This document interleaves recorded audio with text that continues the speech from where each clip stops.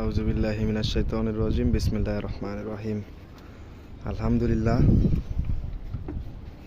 আল্লাহ পাকের অশেষ রহমতে এবার গাছে আমাদের ড্রাগন গাছে মোটামুটি অনেকগুলো ড্রাগন ধরছে।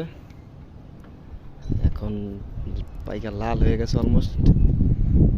একদিন আগে ছিঁড়ে ফেলতেছি, কারণ এগুলা বেশি লাল হয়ে গেলে পরে একে একে অনেক সময় নিচে পড়ে যায়। তখন নিচে পানি, তো ফলগুলো তখন খাওয়া যায় না। আগে আগে ছিঁড়ে ফেলতেছি। আলহামদুলিল্লাহ, এখানে আরো দুইটা আছে, এই দুইটাও ছিঁড়বো। জাযাকাল্লাহ। আলহামদুলিল্লাহ, মাশাআল্লাহ, অনেক সুন্দর।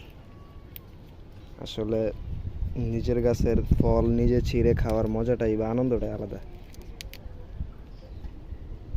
এই দুইটা হইলো, এখানে আরেকটা আছে, এটাও লাল হয়ে গেছে। আল্লাহ পাকের কত সুন্দর নিয়ামত, আলহামদুলিল্লাহ। এই হচ্ছে আমার গাছের ড্রাগন। এখানে আরো একটা আছে, বাট এটা এখনো পাকে নাই, সবুজ হয়ে রয়েছে। তো এটাও ইনশাল্লাহ কয়েকদিন পর পেকে যাবে, পাকলে ইনশাল্লাহ নিয়ে যাব।